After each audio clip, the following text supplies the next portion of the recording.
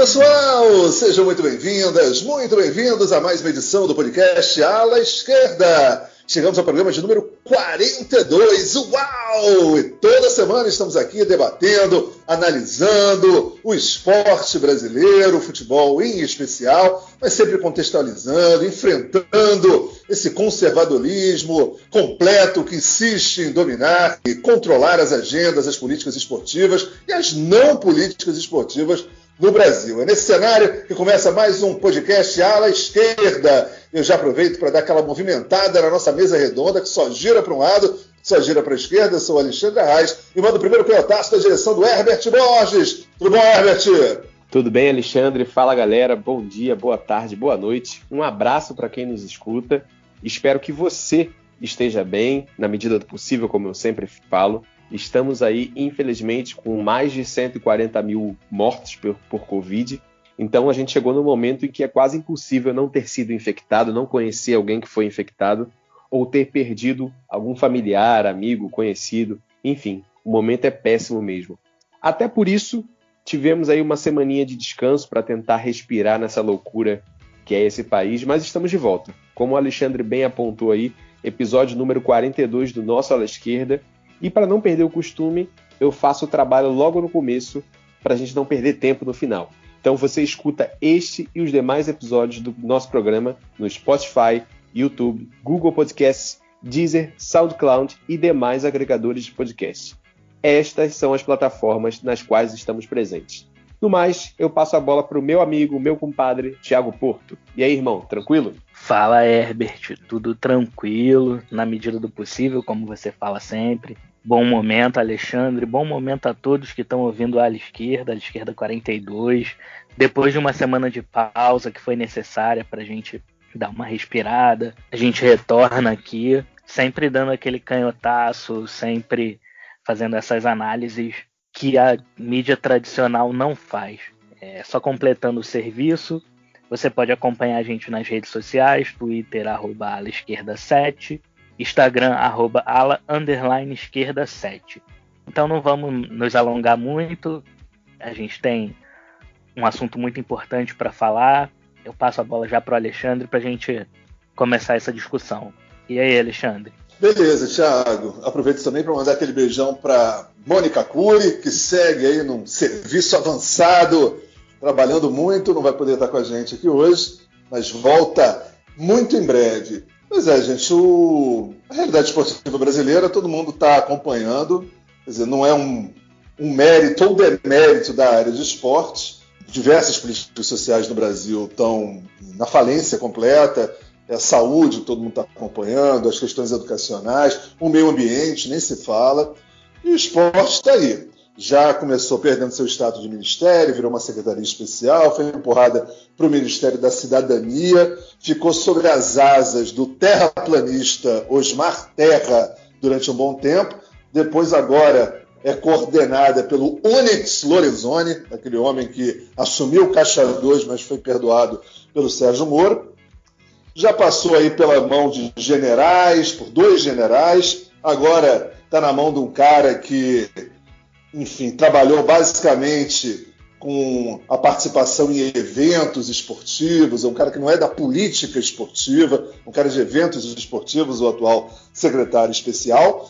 E nós temos uma realidade, né? Como conduzir um esporte num país continental se você não tem recurso, se você não tem vontade política e se você não tem nenhuma estrutura. E aí um tema que chamou a atenção, já vem circulando aqui nas nossas pautas há um tempo, é o desmonte completo da secretaria, atual Secretaria Especial de Esportes.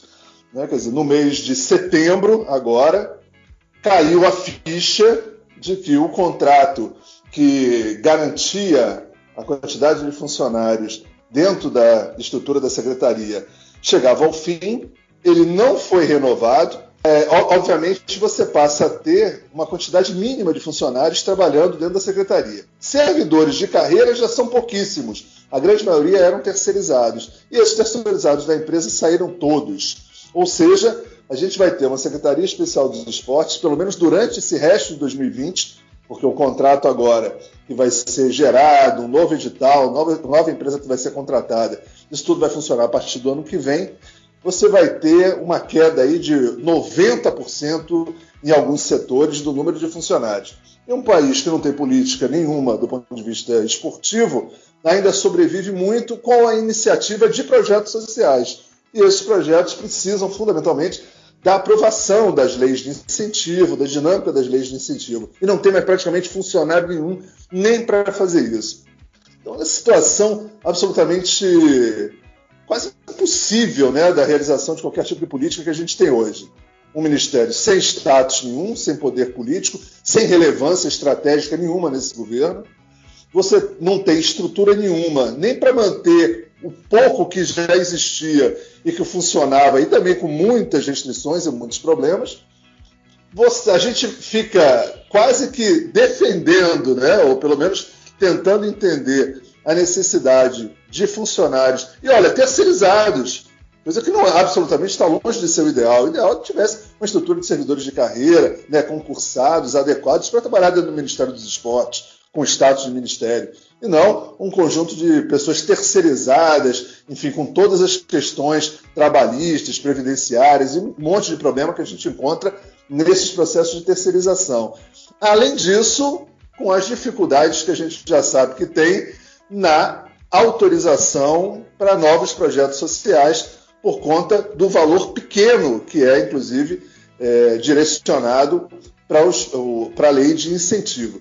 Quer dizer, num quadro desse, de total esvaziamento do setor de esporte, é uma situação quase angustiante, não é, Herbert?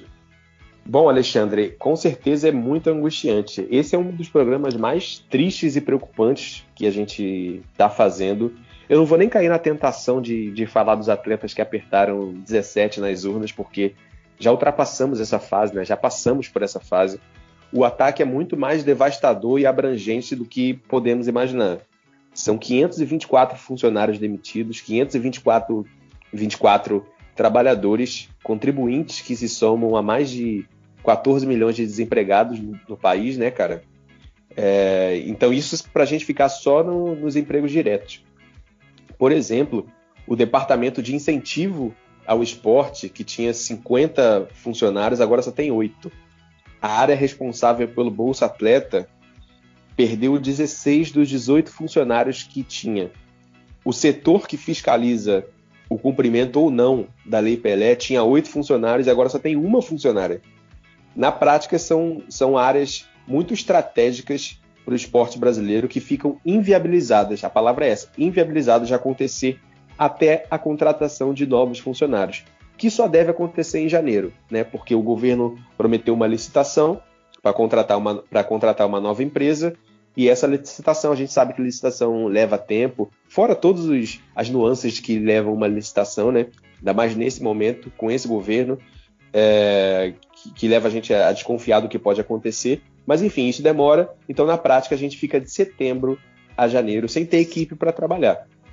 E aí, assim, só para adentrar um pouco mais no assunto, para explicar para quem não está ligado no que aconteceu, havia uma empresa chamada Brasforte Administração, que tinha um contrato desde 2017 com o antigo Ministério e atual Secretaria Especial de Esportes, como o Alexandre bem pontuou.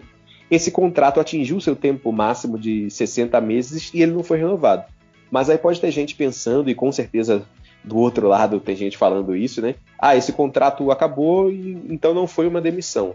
Olha, desde 2018 essa equipe do governo sabia quando esse contrato acabaria e claramente não foi prioridade nem manter esses funcionários e nem substituir esses grupos de trabalho.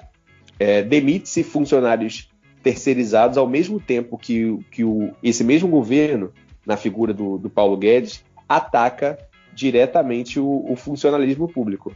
Então, vamos fazer um exercício aí. Quem vai ocupar esse espaço? Na minha segunda participação eu vou entrar mais nisso, mas eu já quero deixar aí uma pílula, como o Alexandre sempre diz, para a galera aí pensando aí quem vai ocupar esse espaço. Porque, por hora, o esporte brasileiro ele foi deixado para agonizar e para morrer, né? Isso significa projetos esportivos tão importantes para a nossa sociedade, sem verba, de setembro até no mínimo janeiro, possivelmente atletas sem bolsa, pelo mesmo período, e é importante lembrar que o governo Bolsonaro excluiu os atletas do recebimento do auxílio emergencial. Então, literalmente, esses atletas vão ficar sem receber de nenhuma fonte. E não são só essas duas áreas, né? Nós temos o costume de pensar o esporte como nosso entretenimento. Tanto os esportes que nós praticamos no nosso horário de lazer, né? A nossa prática espontânea, quanto aqueles que nós assistimos. Mas o esporte, ele é muito mais do que isso. Ele também é mercado de trabalho. Existem pelo menos umas 100 funções ligadas a uma equipe ou a um projeto esportivo. É uma rede, é uma cadeia, né? E essa paralisação, que para mim não tem nada de falta de planejamento, ela é de fato estratégica, significa cortar na carne da população. É mais um corte que a população vai sentir na pele, é profundo, né?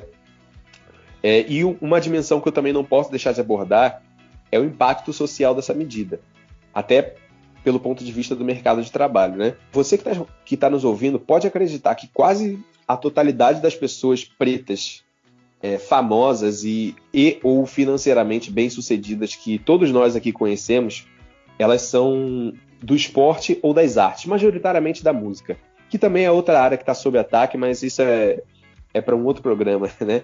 Então, pense aí o quanto que isso pode matar a chance de mobilidade social de algumas pessoas, de várias pessoas, na verdade, algo que essa elite do atraso nunca quis que acontecesse, essa mobilidade social, e o quanto que essa gente que está no poder tem raiva de povo, tem raiva de gente. É um ataque direto em que a gente tem que lutar contra isso.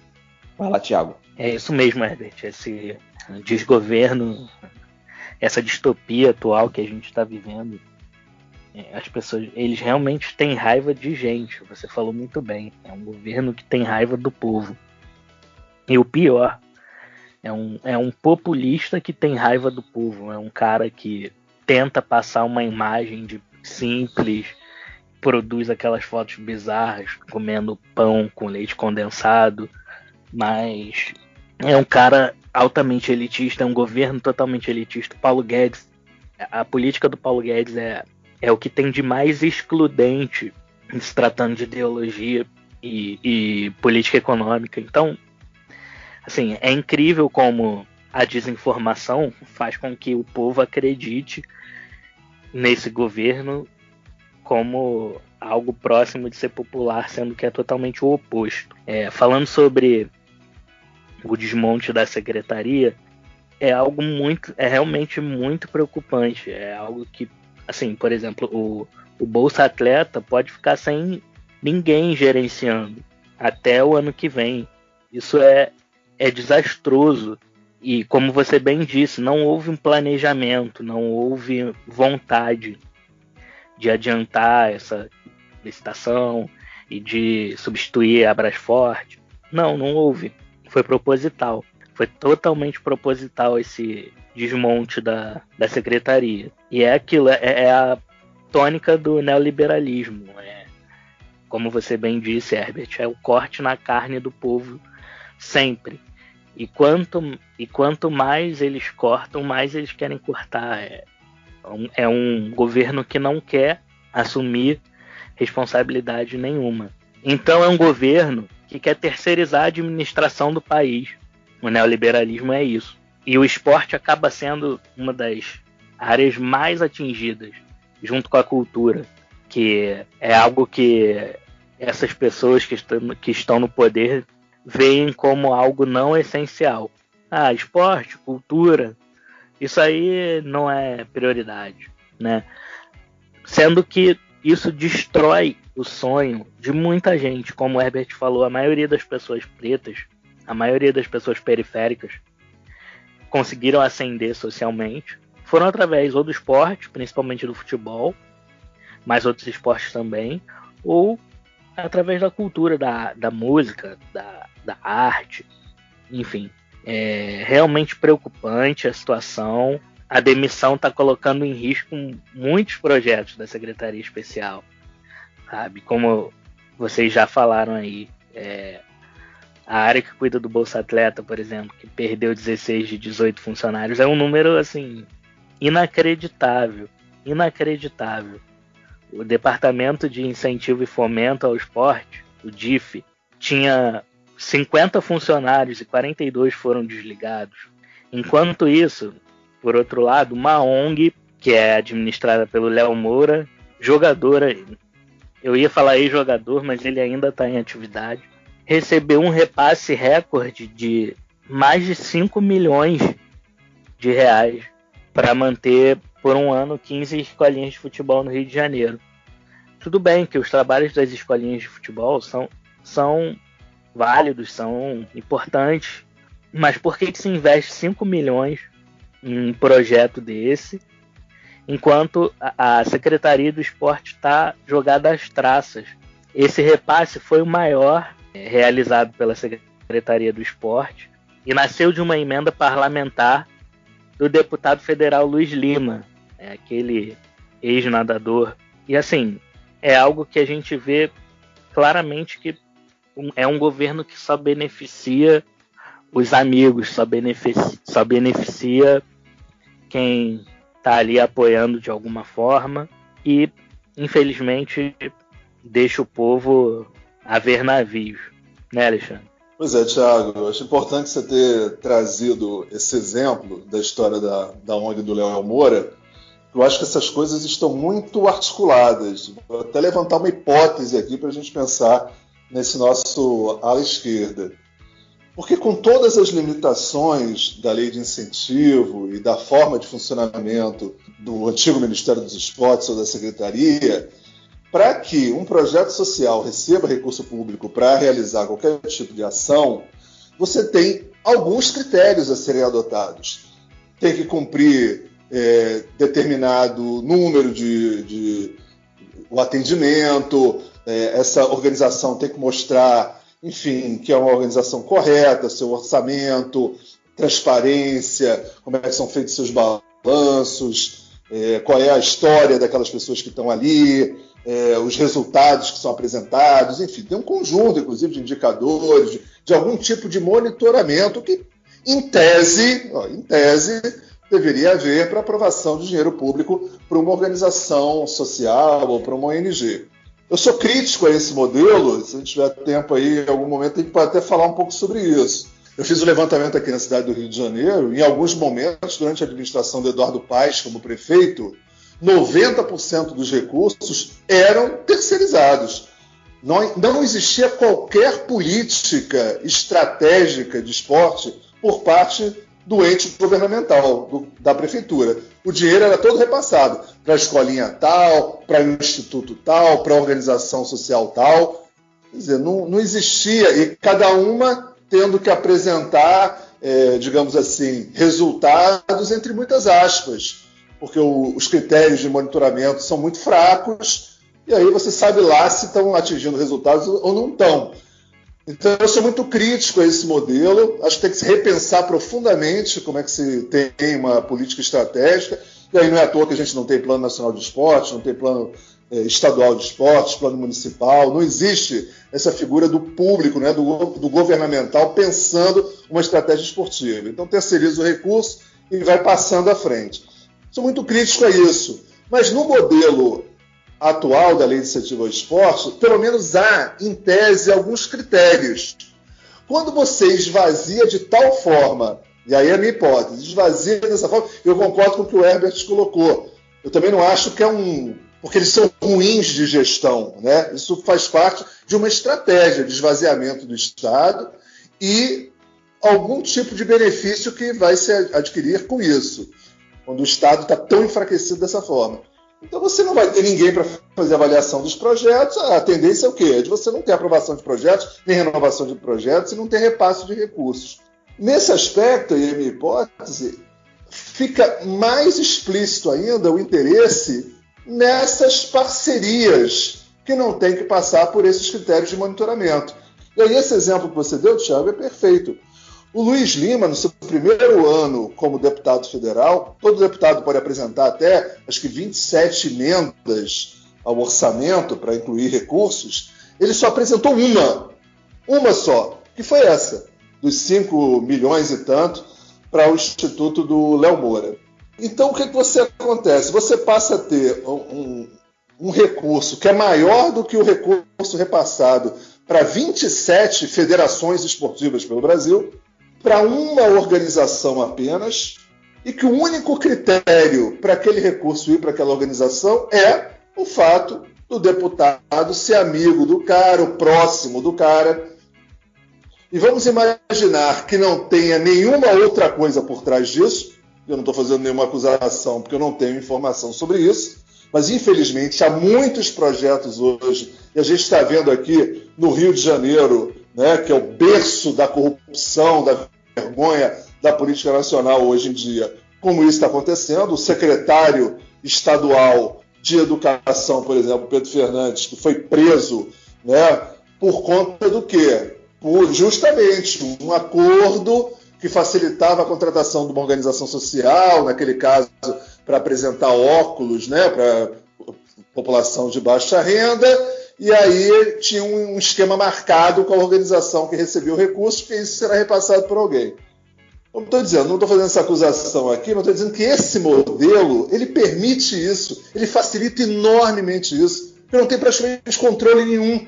Esse negócio é repassado, e se você for olhar aqui no Rio de Janeiro, a quantidade de escolinhas ou institutos ligados a ex-jogadores, ex-atletas, que estão em parceria com prefeituras, abrindo não sei aonde, tudo assim com emendas parlamentares. Tudo isso é muito preocupante. Então, quer dizer, a gente tem que ter uma estrutura no Estado brasileiro, minimamente. Obviamente que o ideal era o quê? Que garantisse uma política, uma centralidade do esporte, como uma política pública, tivesse servidores de carreira para fazer esse tipo de trabalho.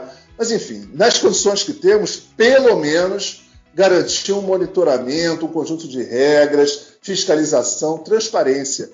Esse modelo de repasse e contratação via edital, de prefeituras ou repasse de emenda de parlamentares, isso só facilita isso que o Thiago acabou de falar. Os amigos do rei recebendo benesses num país em que o atleta, né, a gente já discutiu isso tantas vezes, tem uma participação política limitada.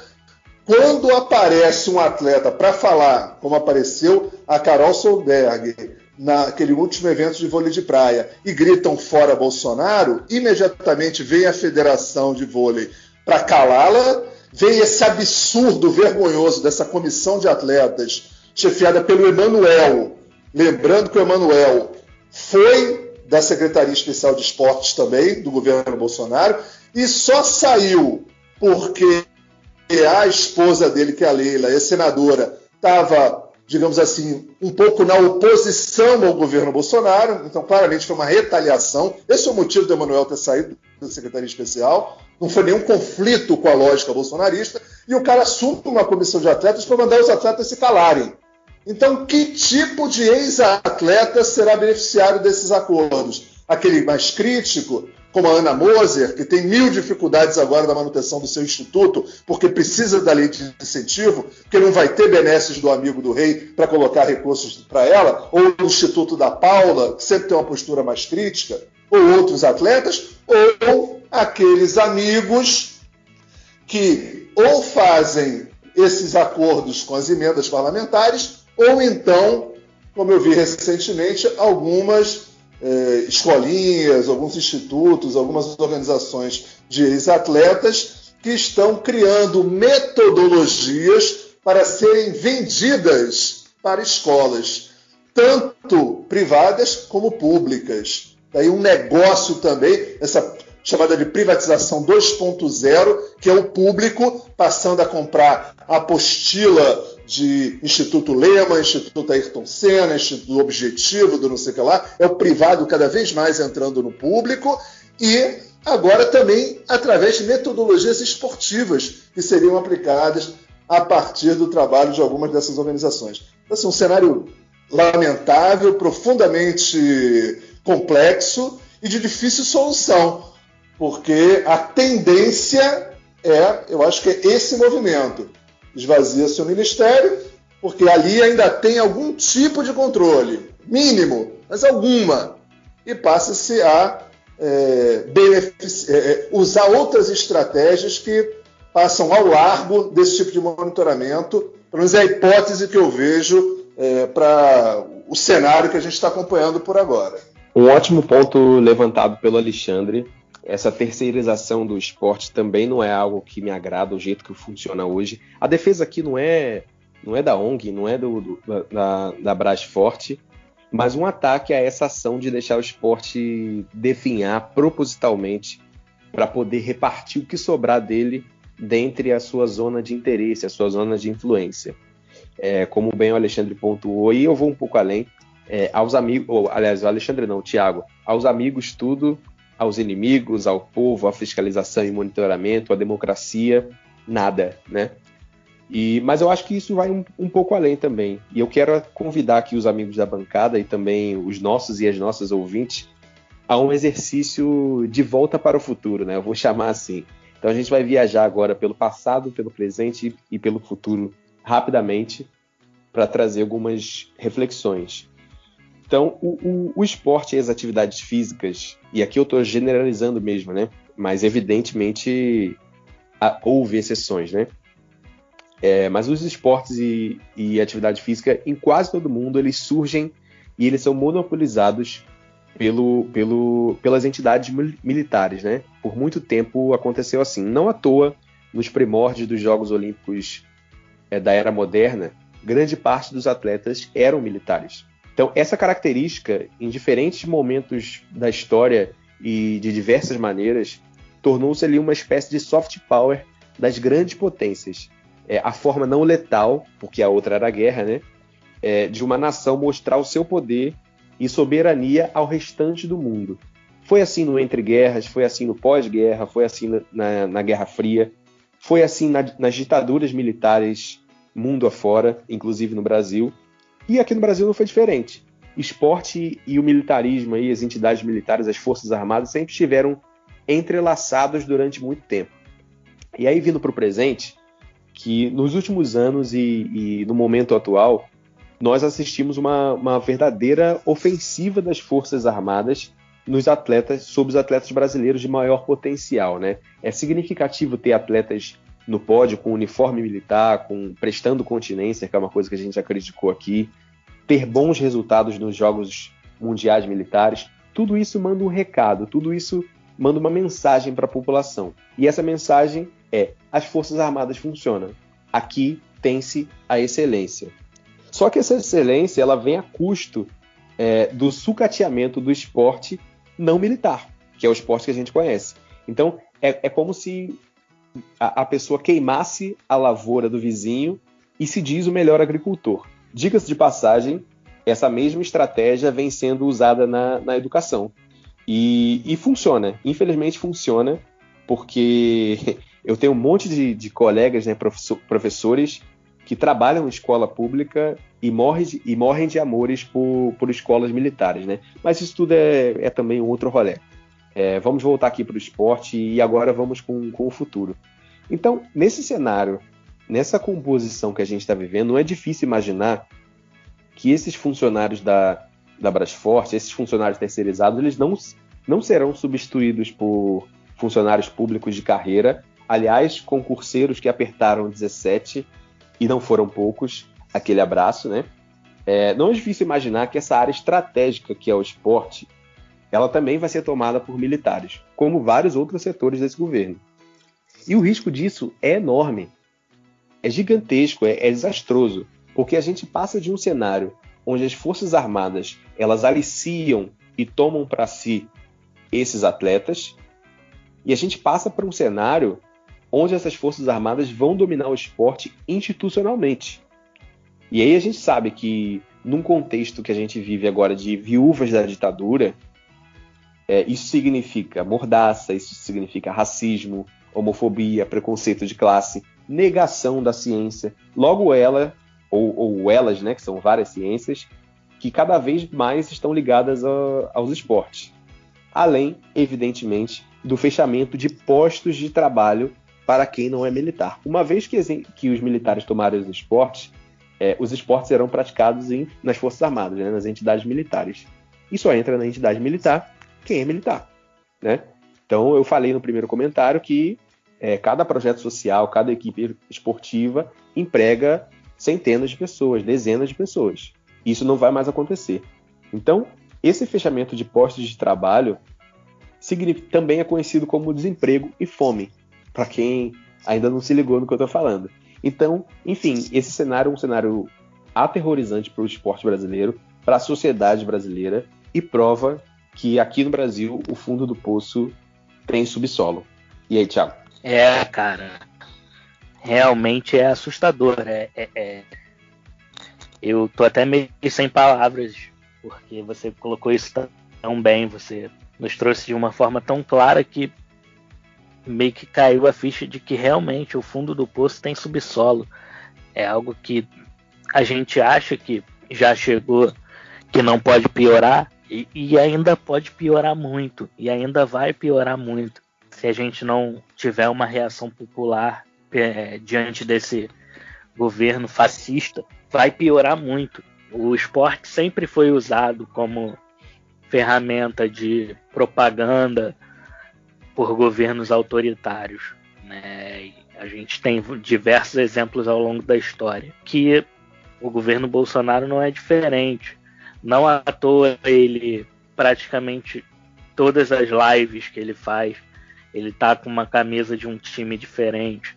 Ele faz live com camisa do Goiás, do Fortaleza, do Flamengo, do Botafogo, do São Paulo, do Palmeiras, enfim. É um governo que é um governo autoritário e que, como quase todos os governos autoritários, usa o esporte como ferramenta de propaganda. E isso já é um projeto que vem sendo articulado há algum tempo, como você bem disse, pelas Forças Armadas.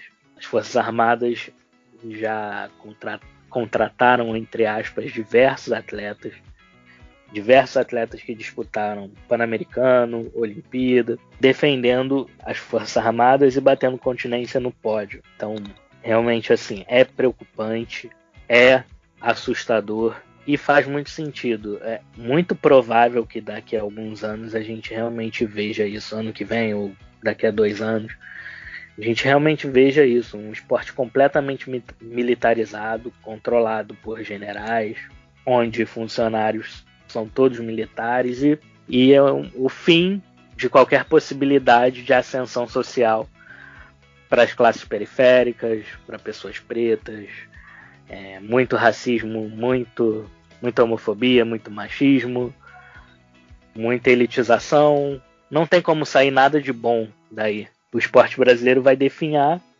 o esporte brasileiro vai ficar completamente à deriva, não vão surgir...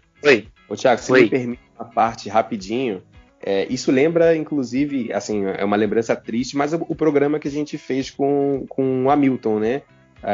Aquele jornalista lá do argentino, sim, em que ele falou sobre o governo Macri e como entidades, como o esporte argentino sofreu um desmonte gigante em apenas 4 anos, né? Infelizmente a gente está vivendo isso agora. É algo muito brutal, é algo muito...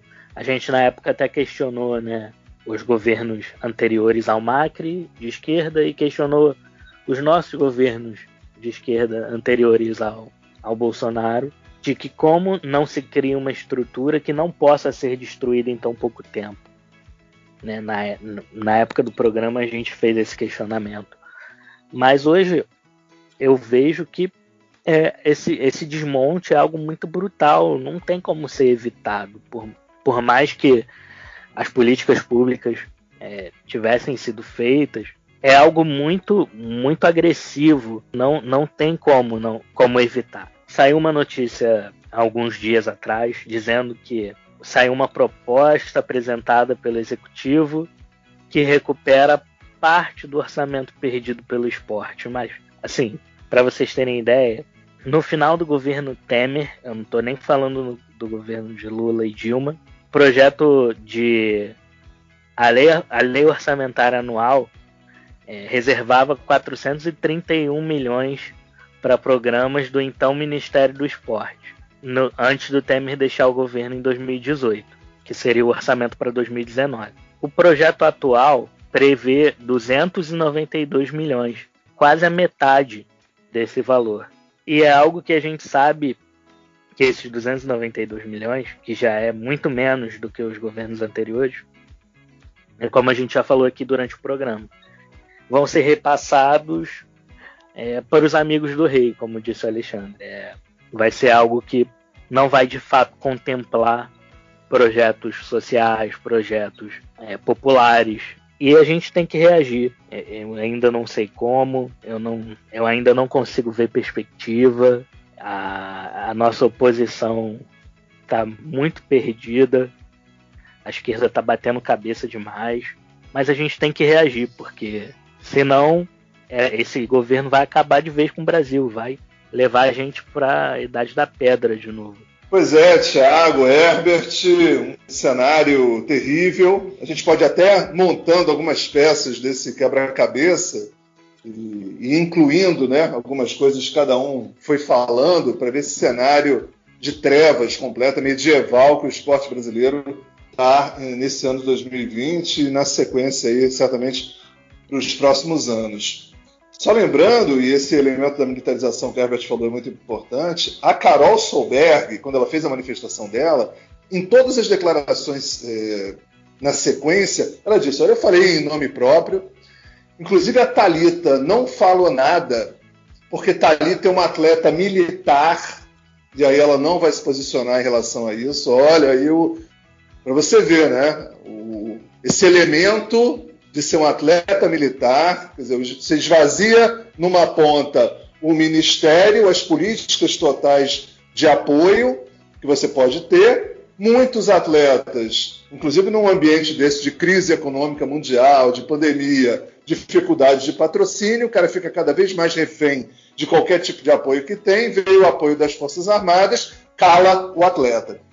Então, quer dizer, esse é um cenário que a gente pode tranquilamente ver esvaziamento das políticas institucionais, digamos assim, esvaziamento dessa política da lei de incentivo a projetos sociais, porque ela exige mais monitoramento, mais transparência, essa dinâmica de emendas parlamentares para os amigos do rei, acontecendo de forma livre, leve e solta, a presença cada vez mais forte das Forças Armadas dentro do esporte nacional, esse elemento da hierarquia militar calando os atletas.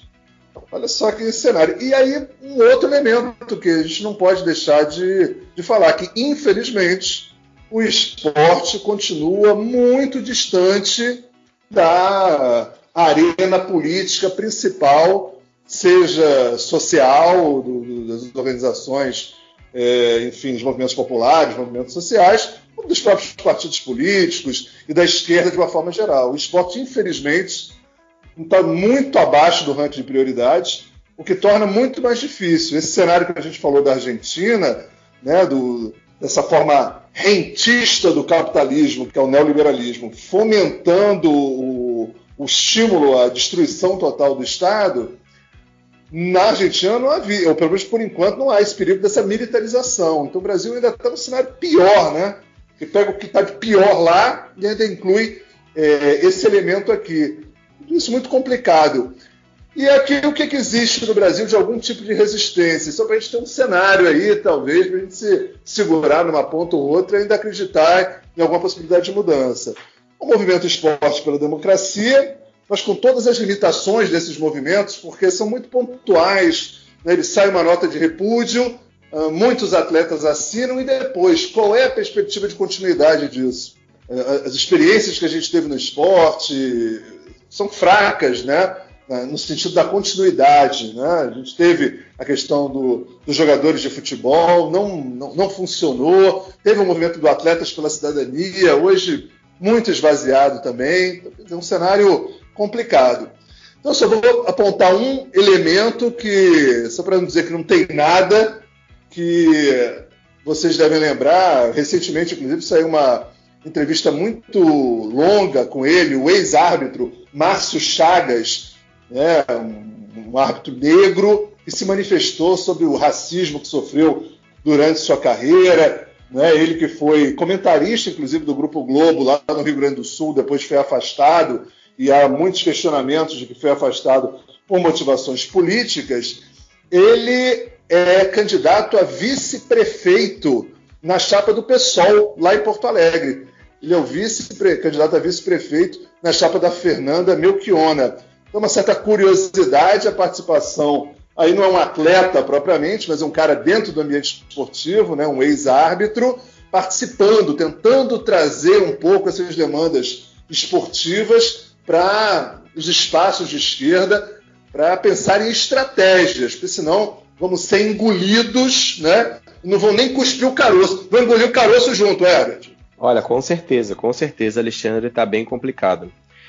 Aqui nesse comentário final, eu vou tentar ser o mais breve possível, mas o que sobra para a gente, o que sobra para o nosso lado, e o nosso lado aqui é a população brasileira agora, né? Não é nem mais só as esquerdas. É tentar barrar o que for possível barrar no Congresso Nacional, tentar uma espécie de congelamento reverso, digamos assim, das verbas para o esporte.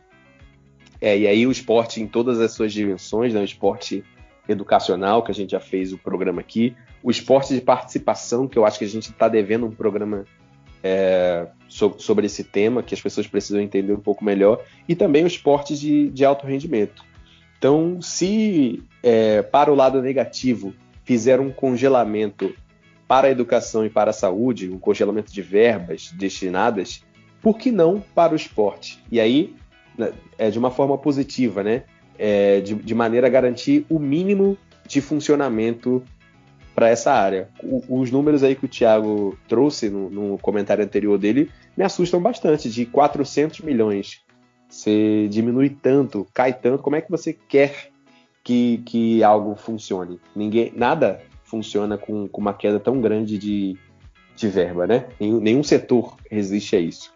E aí, assim, mas para isso acontecer, e aqui o meu recado, a minha mensagem é muito direta, é muito objetiva, porque a gente vem batendo nessa tecla aqui há vários programas. O Alexandre, eu sei que tem tanto descontentamento quanto eu, a Mônica também, o Thiago também, enfim, aqui nesse ponto a gente converge bastante, que é dialogar sobre a esquerda institucional que a gente tem. Né? A gente tem uma esquerda institucional que está longe de ser representativa, e nesse ponto também não. E eu não estou falando só de ter um atleta de esquerda que vai nos representar no Congresso ou qualquer outro tipo de poder. Eu estou falando do pessoal das esquerdas começar a desmistificar, né? A desmontar esse olhar preconceituoso e raso de que o futebol ou qualquer outro esporte é o ópio do povo, de que é uma forma de desviar a atenção. Não, como a gente já trouxe várias vezes aqui no programa, o esporte é mercado de trabalho, o esporte é mobilidade social, o esporte é direito. Então, essa visão preconceituosa, rasa, só facilita o trabalho de quem quer fazer o desmonte do esporte, né, da área esportiva. Então a gente já perdeu o ministério, estamos perdendo uma secretaria especial que na prática não existe mais também, vamos ser sinceros, e assim a gente está levando uma fila de pessoas para a fila da fome, né? Para o desamparo. Então é importante que a gente também repense esses conceitos, porque as esquerdas atuais, no meu ponto de vista, não são nem um pouco representativas. Então é isso, esse é meu comentário final, fechando aqui nosso programa número 42. Cuidem-se, cuidem de quem vocês amam. Semana que vem estamos de volta falando sobre mais um assunto que também é complicado, a gente já tem a pauta, mas que é necessário demais. Então valeu, fica aqui o meu abraço, e agora eu passo para o Thiago aí para ele fechar o programa. É isso, Herbert. O futebol é mercado de trabalho, o esporte é mercado de trabalho, o esporte é mobilidade social e o esporte é política. Aqui a gente defende que não existe esporte sem política e não existe política sem esporte. O ala esquerda está sempre defendendo que o esporte é político, sim. Chupa Caio Ribeiro. E bom momento a todos, espero que tenham gostado do Vale Esquerda 42. Apesar de ser um assunto pesado, é necessário que a gente bote o dedo na ferida e mostre que realmente, assim, se a gente não reagir, se a gente não lutar, a gente não vai ter mais esporte, a gente não vai ter nem mais país para viver. Grande abraço, até a próxima semana. Muito bem, galera. Voltamos semana que vem com o 43. Vambora? Valeu, tchau, tchau. Tchau.